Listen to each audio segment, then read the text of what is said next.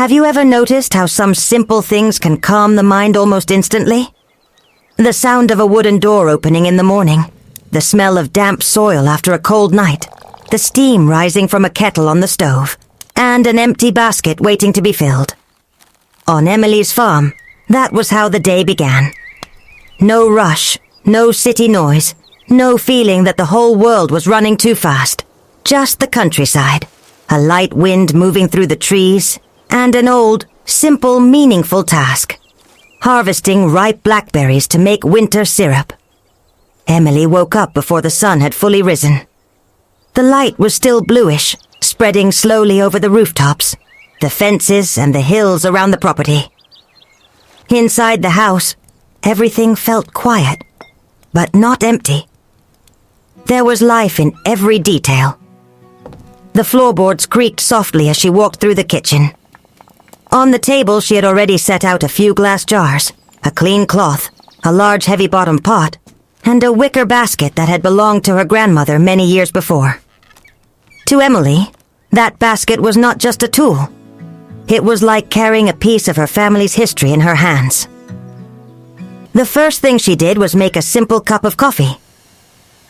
While the water warmed, she looked out the window and saw low mist covering part of the orchard. The blackberry bushes were farther ahead, near the old fence, where the land began to slope gently downward. For weeks, Emily had watched the berries change color. First green, then reddish, and finally dark. Shiny, almost black. That was the sign that they were ready. And on the farm, when nature tells you the time has come, you do not wait too long.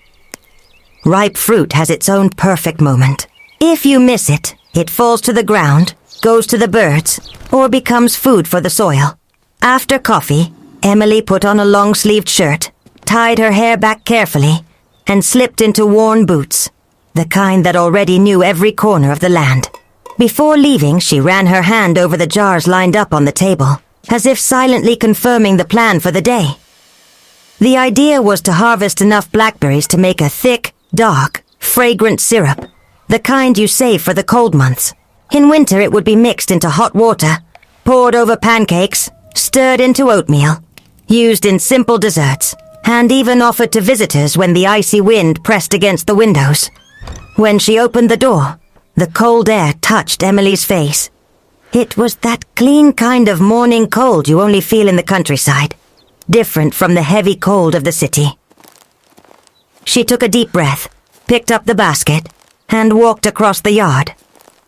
A few chickens scratched near the barn, still a little slow, as if they were waking up too.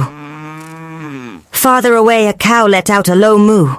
The sound spread across the farm and disappeared among the trees.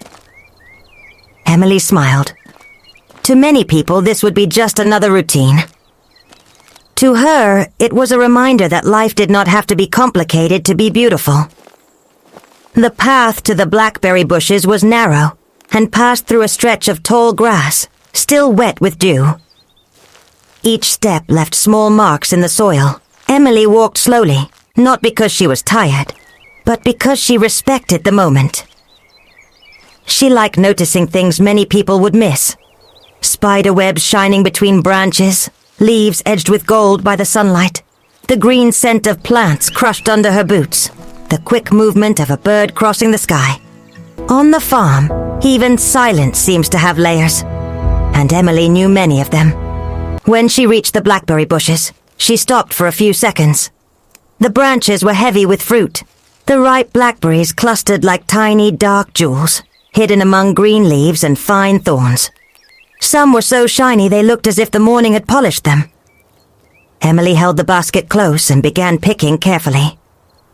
She knew the best blackberry does not need to be pulled hard. You only have to touch it gently, and it comes loose. If it resists, it is not ready yet. That was one of the lessons her grandmother used to repeat. When fruit is ready, it practically gives itself to you. Harvesting blackberries takes patience. It is not like picking large fruit, one by one, from high branches. It is small, repeated work, almost meditative. Emily used her fingers to move the leaves aside, choose the darkest berries, and avoid the thorns. Every now and then, a berry burst between her fingers, releasing deep purple juice that stained her skin. She did not mind. In fact, those stains were part of the work. They were proof that the day was really happening. Far from screens, far from notifications, far from hurry. As she harvested, Emily thought about winter. On the farm, no one waits for the cold to arrive before preparing for it. Preparation begins much earlier, while the sun is still warming the fields and the fruit is ripe. A jar of syrup stored in the pantry is not just food. It is planning, care, and memory. It is summer sealed inside glass, waiting for the right day to be opened. Emily liked that idea. She liked imagining that every blackberry placed in the basket carried a little of that morning with it. The dew, the wind, the light, the silence, and even the effort of her hands. The basket began to grow heavy. At the bottom, the blackberries formed a dark, soft layer, with shades ranging from deep purple to bluish black. Emily stopped a few times to remove loose leaves and tiny stems that had fallen in with the fruit. She also left some berries behind on purpose. The higher ones were for the birds. The lower ones sometimes were for the small animals that passed through at night. In Emily's view, harvesting did not mean taking everything. The farm taught balance. The land gives a lot, but it also needs to keep feeding what lives around it. After almost 2 hours, the sun was higher, the mist had dissolved, and the field looked more open. Emily looked at the full basket and decided it was enough. Before heading back, she stood for a moment beside the blackberry bushes. Her hands were stained, her arms were slightly scratched, and her boots were covered in damp soil. Even so, she felt a quiet satisfaction. It was not the loud joy of a great achievement. It was something deeper, harder to explain. The kind of joy that appears when a person feels they have done exactly what needed to be done. On the way back to the house, Emily walked more carefully. The basket was heavy, and she did not want to crush the fruit too much. When she reached the kitchen, she placed everything on the table and opened the window to let the air move through. The light was warmer now, shining over the glass jars and the large pot. The kitchen seemed ready for the second part of the work, because harvesting is only the beginning. Turning fruit into something that can last for months takes attention, cleanliness, and time. Emily poured the blackberries into a large bowl of fresh water. The berries floated for a moment, releasing tiny impurities. She stirred them gently without crushing them. Then she drained everything and repeated the process.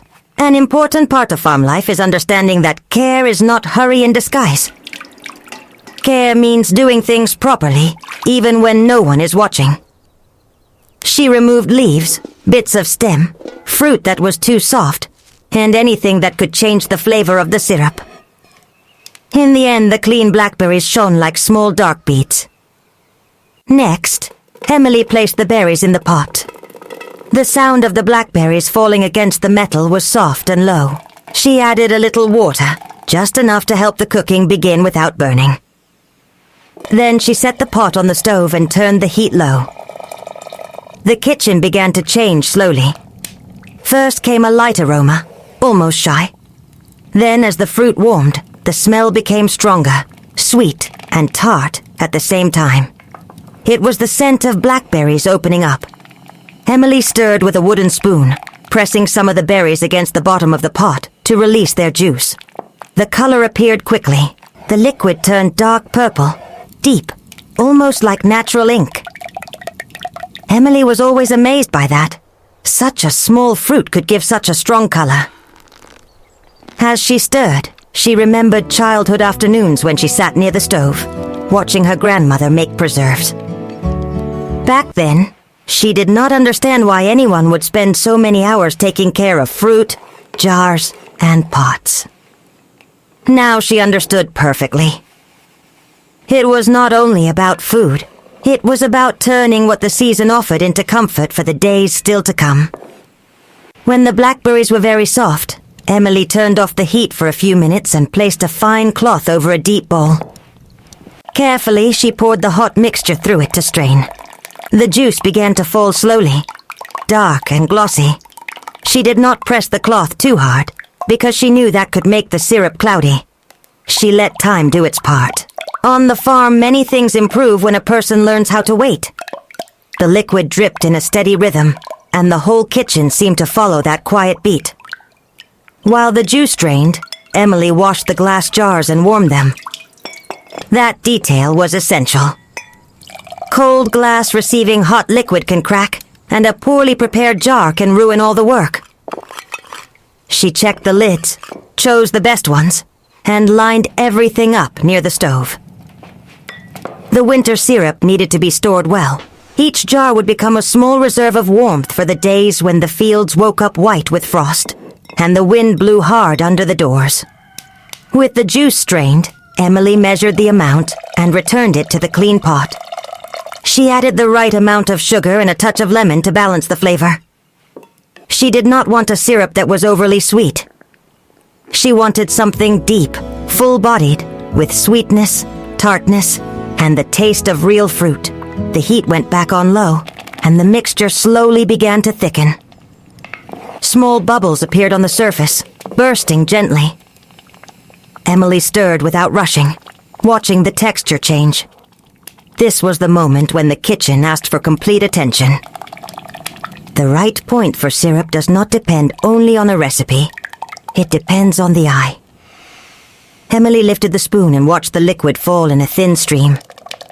At first, it ran quickly, then it began to fall more slowly, coating the wood with a glossy layer. She placed a drop of syrup on a cold saucer, ran her finger through it, and saw that the line took a moment to close. It was almost ready. The smell was now intense, warm, and comforting. It felt as if the entire morning had been concentrated inside that pot. When she finally turned off the heat, Emily stood in silence for a few seconds. The syrup had a dark, elegant color, almost ruby when the light passed through the edge of the spoon. She filled the jars carefully, leaving the right amount of space at the top. The hot liquid flowed slowly, thick, glossy, and fragrant. Each filled jar was wiped with a damp cloth before the lid went on. Then she placed them in a neat line on the table. One by one, the tiny pops from the lids began to sound, letting her know the seal was forming. To some people, that sound might go unnoticed. To Emily, it was one of the most satisfying sounds on the farm. It meant the work had gone well. From bush to jar, everything had followed its path. The fruit had been chosen, washed, cooked, strained, sweetened, and stored. Nothing rushed. Nothing wasted. Just a sequence of simple gestures, repeated for generations, still making sense in a world that so often tries to convince people that only the new has value. After cleaning the kitchen, Emily prepared a small taste. She placed a spoonful of syrup into a cup of hot water and stirred slowly. The liquid opened into purple spirals, spreading a sweet aroma through the air. She carried the cup to the porch and sat in a wooden chair. The sun was high now, lighting the fields. The chickens were more active, and the wind moved the leaves in the trees softly. Emily took the first sip and smiled. The flavor was exactly what she wanted. Ripe blackberry, warmth, gentle tartness, and memory. That syrup would still be saved for winter, but Emily liked tasting the first little bit on the same day. It was like closing the circle. The harvest began with an empty basket and ended with a warm cup in her hands. And between those two moments, there had been work, attention, patience, and a kind of quiet gratitude. Farm life is not always easy. There are long days, rain at the wrong time, broken tools, plants that do not grow, and tiredness in the body. But there are also rewards that cannot be measured in numbers. A jar of homemade syrup is one of them. Emily knew that when winter arrived, those jars would do more than sweeten drinks and recipes. They would bring that morning back, the sound of wet grass under her boots. the shine of blackberries hidden among leaves, the smell of the pot on the stove, the care of not taking everything, the memory of her grandmother, the good silence of the kitchen. Each spoonful would be a small journey back to summer, even when the world outside was cold and gray. By the end of the day, the jars were cool and ready to go into the pantry. Emily wrote small labels with the date and the name. Winter blackberry syrup. She placed one on each jar and set them all on a dark, cool shelf. They stayed there like quiet promises. There were not many, but there were enough. And on the farm, enough is a beautiful word. It means there was care without excess, harvest without greed, and preparation without waste. Before closing the pantry door, Emily looked one more time at the jars lined up on the shelf. The dim light touched the glass and revealed deep reflections, almost like wine. She thought about how the modern world often treats food as something quick, disposable, and without a story. But there, in that small corner of the house, each jar had a beginning, a middle, and a continuation. It began on the blackberry bush, passed through her hands, and one day would end on a table, maybe on a cold morning, maybe on a rainy night, maybe shared with someone who needed a little comfort. And maybe that is why farm life captures our attention so strongly, not because it is perfect, but because it shows something many people have lost: the connection between time, work, and food. Emily did not only harvest blackberries. She harvested a season. She did not only make syrup. She stored warmth for the future. And in that simple gesture there was a quiet lesson. When we slow down enough to care for what we have in our hands, even a small fruit can become memory, shelter, and beauty. That night, before going to sleep, Emily returned to the now dark kitchen and saw the empty wicker basket on the table. In the morning it had been ready to receive blackberries. Now it rested clean, waiting for another day, another harvest, another cycle. Emily ran her fingers along the edge of the basket and turned off the last light. Outside, the farm settled into silence. But inside the pantry, in tightly sealed jars, summer remained alive, patiently waiting for winter.